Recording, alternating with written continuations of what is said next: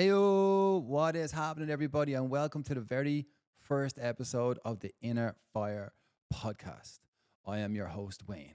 And first of all, guys, of course, I just want to say thank you to all of you who are out there right now, sitting down, taking some time out of your busy schedule to listen to me rant on for the next 15 to 20 minutes. Folks, honestly, I really appreciate it. And for all of you who have supported me and my business up until this point, legends. Thank you so much. It means a lot to me.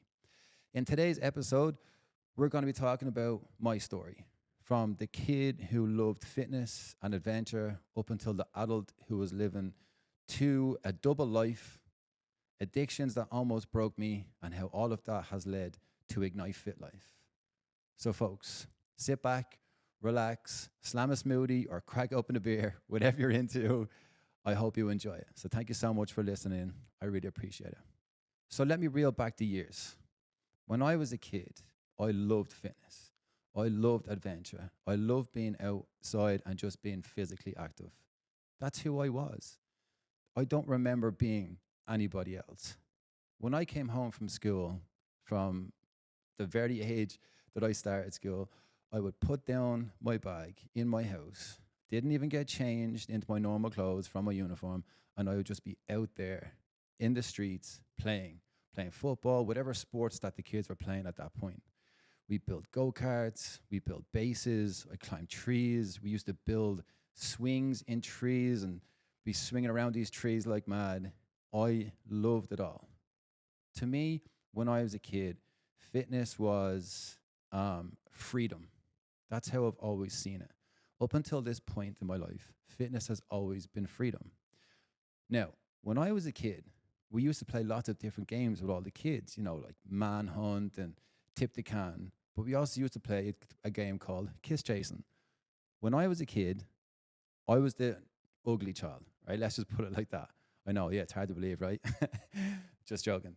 But I was the ugly child. And when we were playing kiss chasing, none of the girls would ever come up and try and chase me. And I remember one girl did just because she felt bad for me, right? And I remember it vividly. And when that all happened to me, it did get into my head a little bit, right? But I used to go out and work out, basically just go off and do physical stuff. Because every time I went off and did physical stuff, it always made me feel good. So I used to do all these physical things like push-ups and rodeos and do all these physical things for people because that's how people recognized me and saw me. So I would run around the streets and I was always that kid that ran around and did physical stuff because at that time, it made me feel good. It gave me confidence and the self-respect that I needed before I even knew what those words were. So it's always been for me an escape in some form of way, but a positive one. So that was like me when I was growing up. And throughout my life, that's all I ever did was just play sports and run around. When I was 20 or 21 years of age, I turned that whole passion into a career. I'm now 35 years of age, going 36, and I am now 15 years in the fitness industry, and I'm going to do this for the rest of my entire life. Guaranteed. This is my passion. I love it. From the day as far back as I can remember, this has always been my bread and butter. I absolutely love it. But let's dial it back a little bit. Let's talk about the double life that I lived. When I was 15 years of age, it was very early teens to late teens. That's when all the late nights start coming in. That's when all the drinking start coming in and the partying started to come in. On the weekends, that's all I ever wanted to do. It was just me, my friends, partying, going to raves and concerts and going to like free houses and sitting there and partying all night long. And at that point, I was young and dumb. I didn't care. It was just part of my life. Everybody was doing it. Everybody was doing it. And I just wanted to be part of it. Why not? At that time, I didn't think it was harming me in any way. It was just so much fun, and all my friends were at it. But little did I know that doing all that kind of stuff, although at the time it was great for me, or at least I thought it was, I was building up an addiction. Now I'm chasing a different high. You know what I mean? When I was a kid, I would chase the fitness, and that's what really got me through life. And then when I became a teenager, 15, 16 years of age, I started chasing different highs. Although I was still working out and doing all that stuff, I've never ever stopped doing that. I start like looking forward to that stuff on the weekend more than anything, because at that point in my life, I felt like I was fitting in with all this crowd, and it felt good to fit in.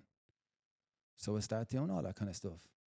And at the age of 23, so we're almost like 5 or 6 or 7 years almost of like drinking and partying and staying up all night and doing all that kind of stuff. My son was born. And it was at that point when he was born, I thought to myself, well, I have a son now. There's no way I can keep this going. Absolutely not.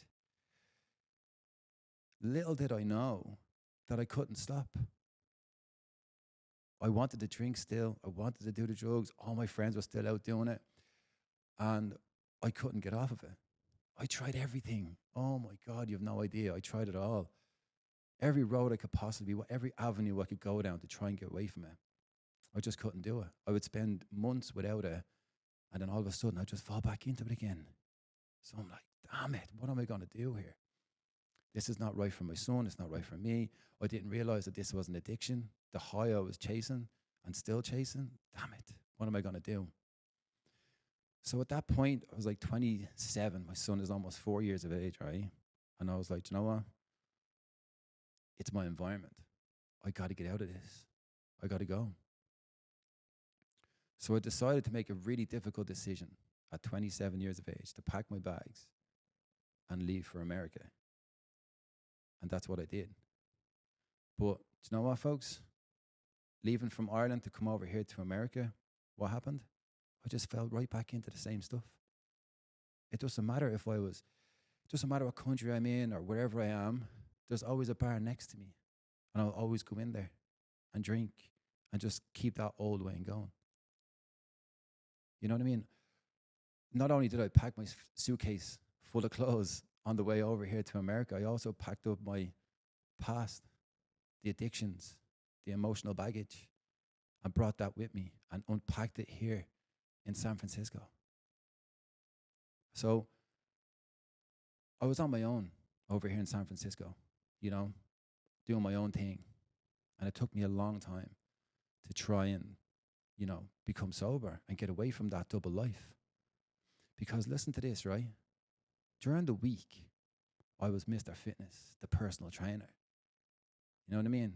Talking to everybody, all my clients, telling them that they need to do X, Y, and Z in order to be healthy.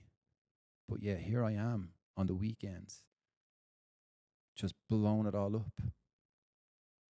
Going out and partying, drinking, you know, going to all these raves. And yeah, folks, I'm not going to lie to you, there was drugs involved too. So on a Saturday night, I would go out, Friday night I'd go out or whatever. I'd wake up the next morning, sometimes not until the afternoon because I was up all night. And I would just give myself the worst time. Oh my God, you have no idea the stress and the depressive thoughts that went through my head because of that. I'd wake up in the morning and look at myself in the mirror and go, how are you a trainer? How can you tell people about how to be healthy, but here you are doing all this type of stuff? I would just destroy my own thoughts. Like I would destroy my body. And all these addictions, they almost broke me. They almost did, I swear. I came to a point where I was like gripping my mattress, almost crying with like anger and frustration about how the hell am I going to stop all of this? So it wasn't too long ago. I just said, you know what? You've been trying this on and off for years. But the thing is that you're going cold turkey, Wayne. You need to do this bit by bit by bit. I had enough. I was done. I was done waking up with the depressive thoughts. I was done giving myself all these like, you know, angry thoughts towards myself and, you know, losing respect for myself and losing confidence in myself and then going into work on a Monday or a Tuesday and just having no energy, and not giving it my all. I hated it. It actually became a hate. I almost started hating myself. So I was like, you know what? It's time for you now to peel it back little by little. And it's going to take you some time. You're just going to need to have some willpower. And now, thankfully, because of my dad, good man, dad, he taught me about all that kind of stuff growing up, watching him and all the stuff that he went through and how it's all about willpower and just pushing through. And that's what I did, one bit at a time. Stop going to nightclubs. Stop doing shots. Stop binge drinking. Stop doing drugs. Slowly pulling it all away, bit by bit by bit, over about 3 or 4 years. I start reading books. I have about 50 or 60 books at home, all about improving your mental health. And I found out so much about myself reading those books. And I would listen to podcasts and all these people who went through struggles and how they, got out of their addictions and stuff like that. And it just, every single day, it was just like, right, this is what I'm going to do. So I was able to apply everything that I learned from those books and those podcasts to my life now. And all of that helped me. And the more that I stepped away from all this kind of stuff, the more change I saw in my life. And people start noticing as well. And it was amazing because they would tell you, like, you look a lot, you're shining a little bit brighter. That would be the best compliment that I've had. And I was like, wow, this is really working. I'm really starting to feel it. People are noticing. Wow.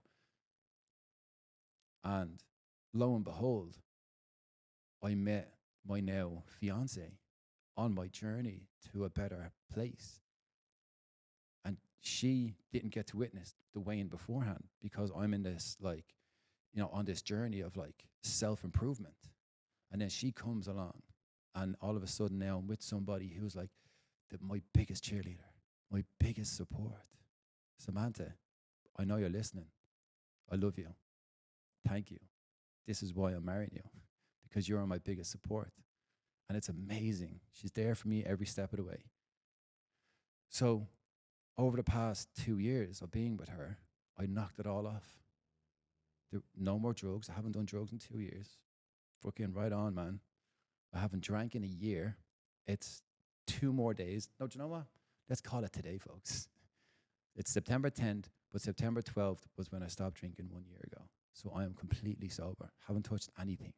And the difference in me, I'm finally that 8 or 10-year-old kid that runs around enjoying fitness as freedom. Fitness to me is now what I thought of it as a kid. It gives me confidence. It gives me freedom. And people notice. I have opportunities everywhere. My clients are just like, who is this man? I'm getting all these opportunities now to build this brand that I've been trying to build up now for the past year, on and off. It's been difficult for sure, but look, we're here and we're doing it. But I have the energy and the focus and the drive every single day to get this to where it needs to be because I stopped all that. And it's fantastic. I love it. And this is what I'm going to do now for the rest of my life. Never will I go back to that, that other person. It was time to kill that other person because that other person was killing me. No more will I do that shit. And I'm so happy that I am at the position that I am today, honestly. Because with the right support and a bit of willpower, I'm able to achieve that. And I did. Look at me now, buzzing. And this, folks, is why I created Ignite Fit Life. Ignite your fitness lifestyle, crammed into one, because that's what this is all about.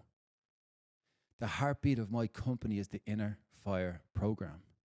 This is a 60-day program, a 60-day fitness program that people from all around come together that are like-minded to build a community around people that are like-minded so that they can become the best version of themselves and become a part of a group, a community of people who are just like them, who will support them and encourage them towards igniting their best self. Because I know that with the support of a community and the guidance of the right coaching, anybody, you, me, the world can achieve whatever they want. And that's what the heartbeat of my company is all about. I cannot wait to have the Inner Fire program up and running because it's going to be amazing. starting here in the Bay Area, people from all over who have struggled or are struggling and just want to find something that's going to allow them to just break free from the chains of their addictions and become the best version of themselves with the support of a community and the guidance of a coach. Come on, who doesn't want that? I can't wait to have it up and running. And this podcast here, folks, this podcast, I'm going to be interviewing people who have gone through struggles. Everybody has. But for them to share their story and be vulnerable and share the struggles that they've been through and how health and fitness has allowed them to just break free and become the best version of themselves. And I want this podcast to inspire you, the people, to do the exact same, to use physical fitness, to prioritize yourself, to put yourself first, to become the best version of yourself. And I can't wait to do that. It's going to be absolutely amazing. And that's what this is all about, folks. It really is. This is my dream. This is my goal. I know what it's like to go through, dark times and tough times. I know what it's like. I can relate to that. And I'm building something around that so that I can help as many people as I possibly can become the best version of themselves. And if you, the listener, want in on this, you know who to call. Let me know, folks, because I'm here for you. Get on the program. If you have a story that you want to share, that you think will inspire people, let's sit down here on that couch and talk about it. I'm here for you. I want real stories, real people. I want real results. That's what this is all about. We're not here for fake nonsense. We're here to inspire real people, achieve real results. And I cannot wait to just get this thing going. This is the very first episode of the Inner Fire podcast, guys, and I'm absolutely buzzing to be here. I really am. So, guys, thank you so much for taking time out of your day to sit here and listen to me talk today. I really appreciate it. It means a lot. Thank you so much, guys, for tuning in. You guys are amazing. And don't forget to like, subscribe, follow, share, you name it, guys. And if you support Ignite Fit Life by buying my apparel online at shop.ignitefitlife.com, I appreciate you, because the more that I can invest into this company, the better. The further it will go, the more people this will reach. And if you feel like this is a company that should reach more people, you're an absolute fucking legend. I appreciate it. Thank you so much, guys, for listening in. This is episode 1 of the Inner Fire podcast. I am your host, Wayne Squires. See you for episode 2.